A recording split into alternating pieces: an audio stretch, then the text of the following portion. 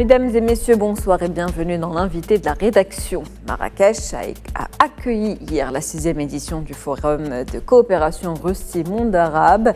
À cette occasion, le ministre des Affaires étrangères, de la coopération africaine et des Marocains résidant à l'étranger, Nassar Bourita, et son homologue Sergueï Lavrov ont eu des entretiens. Les échanges ont porté sur le partenariat entre les deux pays dans divers domaines tels que l'investissement, le commerce, l'économie, l'énergie, les technologies de l'information, l'énergie nucléaire à des fins pacifiques, la pêche maritime ou encore l'agriculture. Le chef de la diplomatie marocaine a rappelé que le dialogue politique entre le Maroc et la Russie est marqué par la régularité et la positivité aussi bien en marge des forums internationaux ou de façon indirecte, insistant sur l'importance du rapprochement entre la Russie et les peuples arabes sur les plans culturels et humains. Le Maroc, qui est le 3e partenaire économique et commercial de la Russie en Afrique, Nassar Bourita a fait part de la forte volonté de développer le partenariat russo-arabe à travers la relance du Forum économique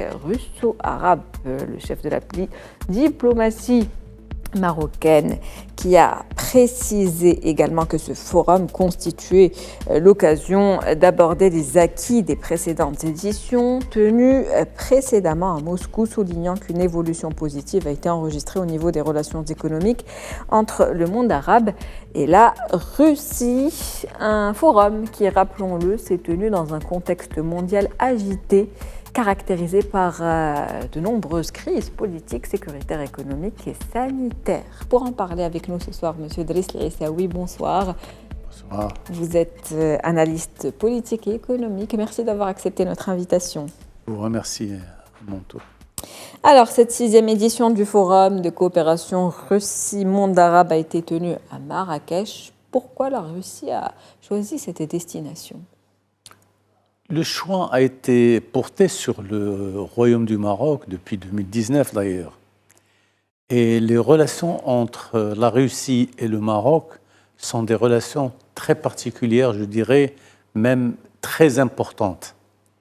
L'histoire peut montrer que les deux pays, les deux capitales, ont toujours développé des relations de confiance.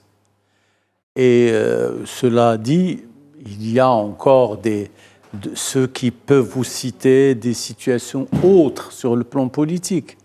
Et on peut dire que la Russie et le Maroc ne sont pas toujours sur la même longueur d'onde, ce qui n'est pas vrai.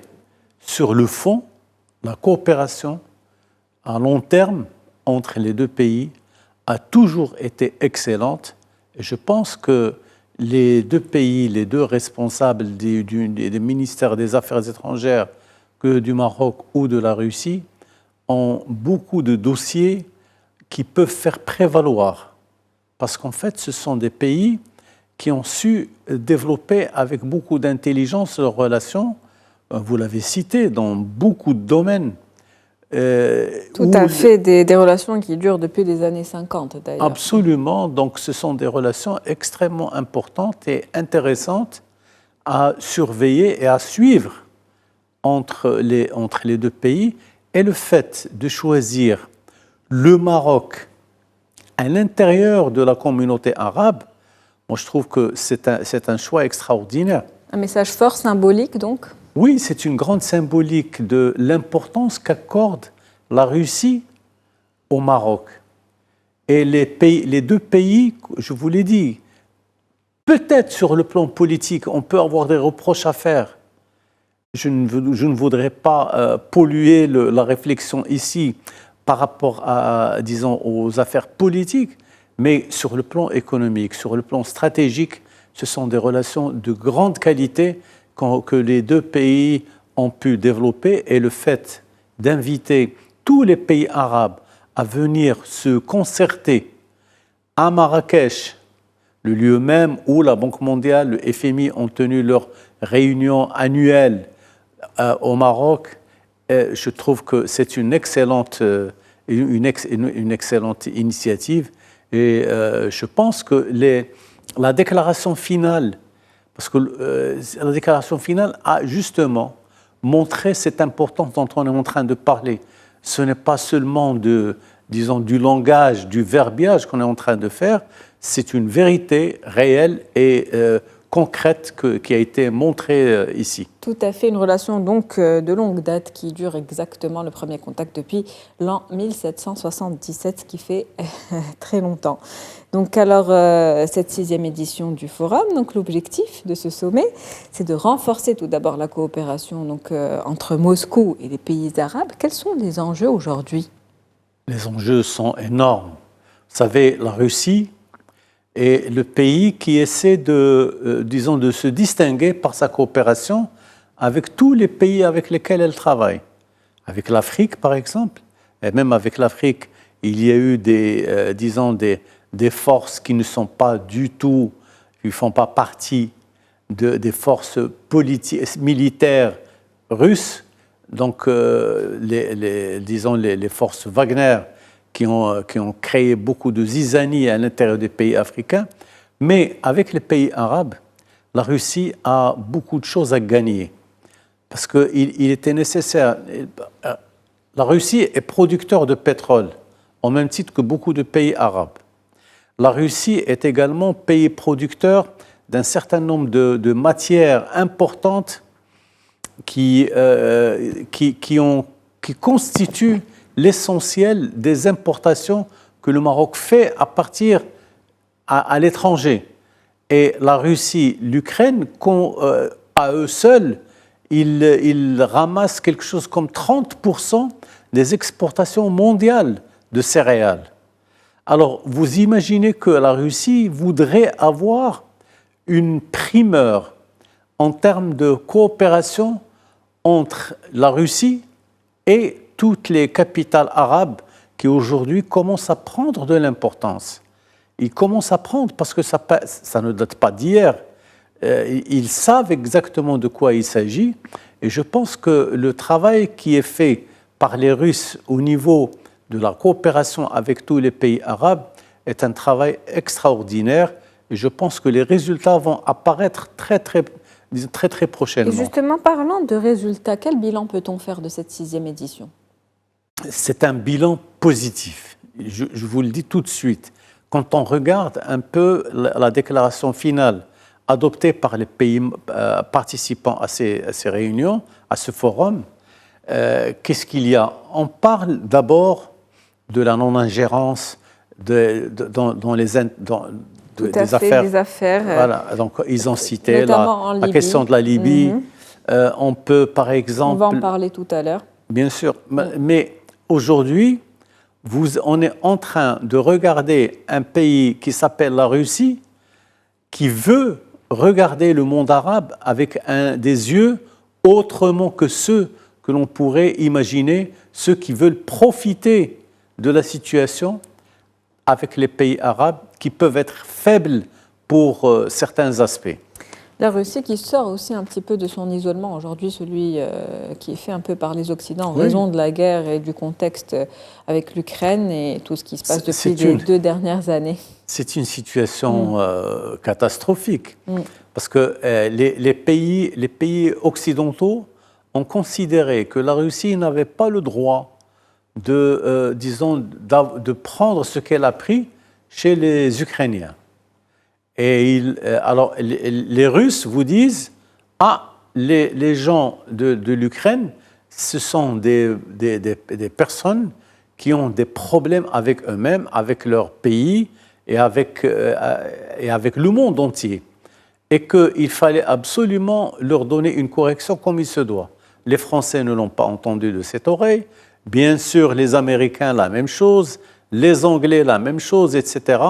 Et ils ont décidé de mener une guerre ouverte entre tous les pays du monde entier contre la Russie. Pourquoi? Parce qu'ils considèrent que la Russie est... Il y a beaucoup de pays non alignés aujourd'hui. Pas tout le monde. Il y a beaucoup de pays qui ont encore des rapports... Oui, alors là, c'est-à-dire que vous avez la Chine, qui n'est pas dans... Il y a le Brésil, qui n'est pas dedans.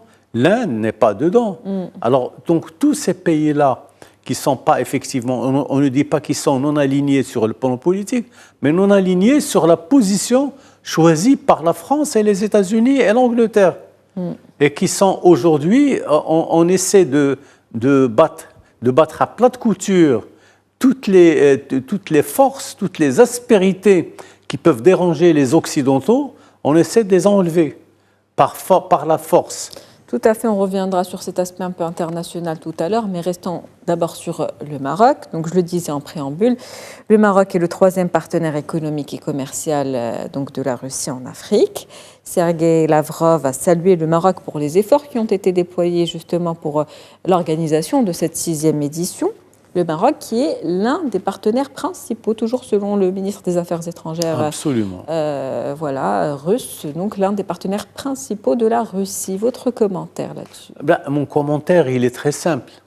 Monsieur Lavrov est en train de reconnaître ce qu'on est en train de dire que le Maroc est un pays, le Royaume du Maroc est un pays important dans l'échiquier politique africain et arabe.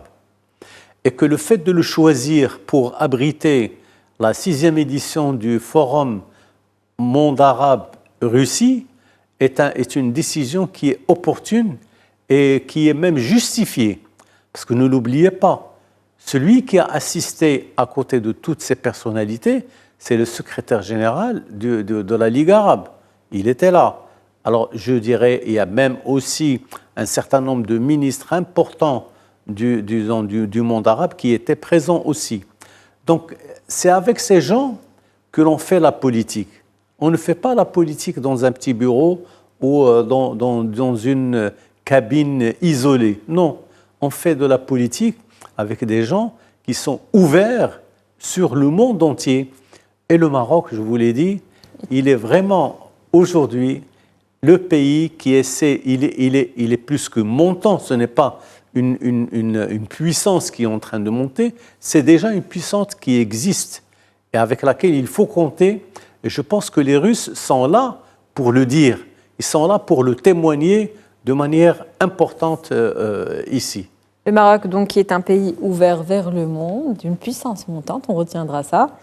Et justement, en parlant de ces relations commerciales qu'on peut entretenir avec la Russie, vous l'avez dit tout à l'heure, la Russie dispose de plusieurs ressources. Il y a un commerce qui se fait au niveau international, il y a le gaz, il y a le nucléaire que je disais en préambule tout à l'heure, l'armement. Donc, quels sont les enjeux économiques aujourd'hui, que ce soit pour le Maroc ou encore pour la Russie, au niveau des échanges commerciaux, justement?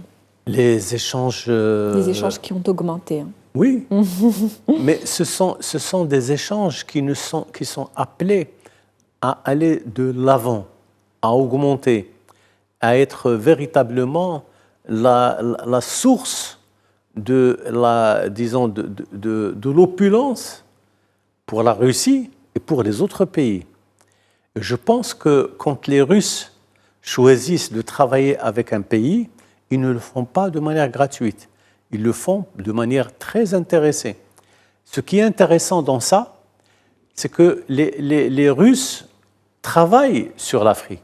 Ils essaient de se définir une place importante, pas par les armes. Ils essaient de le faire de manière économique. Pour le faire de manière économique, avec une diplomatie intelligente, il n'y a que le Royaume du Maroc qui peut leur faciliter l'accès au continent africain. Le Maroc qui est la porte justement du continent. Absolument. On a une politique africaine qui est unique, sincèrement, quand on regarde un peu l'histoire qu'entretiennent les pays africains avec le reste du monde. Et les Marocains sont là. Ils sont toujours présents. Et ils veulent démontrer encore une fois qu'avec le Maroc, la Russie, les autres pays peuvent gagner. Même les pays arabes, de manière générale, ils peuvent gagner. Donc avec le Maroc, les pays arabes peuvent gagner. Ils sont au nombre de 22 au niveau de cette édition. Absolument. En tout cas. Donc il y a cette question qui a été abordée, celle de l'intégrité territoriale du royaume, justement. Donc la position de la Russie vis-à-vis de l'intégrité du royaume. Et je vais citer le ministre des Affaires étrangères russe. Nous soutenons l'atteinte d'une solution durable sur la base des résolutions pertinentes du Conseil de sécurité de l'ONU et nous comptons poursuivre notre attachement à cette ligne de principe visant à progresser et à parvenir à des décisions adéquates au sujet de la question du Sahara marocain. Absolument. Moi, je trouve que cette déclaration, elle est à garder et à inscrire avec des lettres d'or dans l'histoire disons, de ce conflit factice sur le Sahara. Je pense que les Russes comprennent très bien quel rôle joue le Maroc dans cette affaire-là. Et le fait de dire que la Russie soutienne la solution proposée par le Maroc et aussi validée par les Nations Unies, c'est quelque chose d'extraordinaire. On ne peut pas l'oublier. Il ne faut pas oublier le fait que le patron de la diplomatie russe est venu à Marrakech et il a déclaré en ces termes cette situation, elle est extraordinaire. Je pense que certains amis actuels de la Russie devraient écouter le patron de la diplomatie russe en train de parler de ce sujet, et parce qu'en fait, quand il le dit, ils savent exactement quelles sont les conséquences attendues. On sait très bien que quand on va résoudre le problème de l'Afrique, surtout du Sahara, quand on va stabiliser la région, ça veut dire que l'on va faire un terme définitif à la question de la zizanie militaire. Justement, en parlant de stabilisation de la région, il y a ce point qui a été abordé, celui de la sécurité, notamment la lutte antiterroriste. Et le Maroc, on le sait, de par son expertise, une expertise reconnue d'ailleurs au niveau international, qui a fait ses preuves, un partenaire fiable, de confiance. Quel rôle peut-il jouer aujourd'hui pour accompagner justement ces pays arabes dans la lutte antiterroriste ? Je pense que le Maroc n'est pas... Disons, sa position ne date pas d'aujourd'hui. Le Maroc a toujours dit, attention, les pays du Sahel en Afrique, ce ne sont pas des nids de terroristes. On n'est pas là pour créer de la zizanie au niveau ni de l'Afrique, ni des pays du bassin méditerranéen. Et je pense Sa Majesté le Roi, il l'a démontré. La dernière réunion avec... Vous savez, le gazoduc Nigeria, Maroc, avec les 15 pays qui vont en profiter, le fait que ce croissant de pays qui va devenir une source de richesse pour les pays africains et pour la Méditerranée, c'est quelque chose d'extraordinaire. On est en train d'effacer une image stéréotypée qui était collée aux pays du Sahel. Et ce qui n'est pas vrai du tout. Parce qu'en fait, quand on ouvre la possibilité à ces pays de créer on va dire, une situation autre que celle qui a été imposée aux pays africains, je pense qu'ils arrivent quelque part à parler d'une voix solennelle, d'une voix calme sur le fait que nous sommes les Marocains, nous sommes équilibrés, et on veut faire le bien. Et le Maroc a toujours appelé à ça, et même quand il parlait à l'Union européenne, il leur parlait de cette manière. Il leur dit, attention, nous avons un groupe de pays qui peuvent être des sources de bien pour l'ensemble du bassin méditerranéen. C'est ce qui est en train de se faire, surtout avec cette option de l'Afrique atlantique. C'est quelque chose d'extraordinaire quand ça a été fait et c'est en train de se développer. Et je pense que les Russes ont assez d'intelligence pour suivre le Maroc dans cette politique. Tout à fait. Donc une politique qui a fait d'ailleurs ses preuves. Autre point d'actualité d'ailleurs parmi ces échanges, la guerre actuelle entre Israël et la Palestine. Oui. Et donc... le rôle de Sa Majesté le roi Mohammed VI, qui est président, rappelons-le, du comité Al-Quds, dans le soutien de la cause palestinienne, qui a été salué par la Russie. Oui. Le Maroc, qui, rappelons-le, continue d'appeler à un cessez-le-feu, appelle à une solution aussi durable et la solution de 2 États. Votre commentaire C'est un point de vue que Sa Majesté le roi Mohammed VI a défendu et continue de défendre. Il leur dit la guerre en Palestine, elle est imposée. Les Palestiniens ne veulent pas cette guerre. Gaza ne veut pas cette guerre. Je pense que c'est une guerre. D'ailleurs, le Maroc, quand il a dit ça, il a dit que nous sommes pour une solution durable, une paix durable qui va résister à tous les changements. Et c'est ce qu'il a demandé. Il a demandé aussi que la solution pour ce problème-là, c'est la solution à deux États. Un État palestinien et un État israélien, juif, comme il se doit. Et j'espère que dans l'avenir tout proche, on verra quelque chose de positif au niveau de ce conflit. Le Maroc continue, réitère toujours ses appels absolument, au cessez-le-feu. Absolument. Et donc à trouver une solution à deux États pour une paix justement durable. Et c'est sur ce dernier point que nous terminons cet entretien avec vous, M. Driss El Aissaoui. Je rappelle que vous êtes analyste économique et politique. Merci d'avoir été avec nous ce soir. Merci. C'était un plaisir. C'est la fin de l'invité de la rédaction pour ce soir. On se retrouve demain pour une nouvelle thématique. Bonne soirée.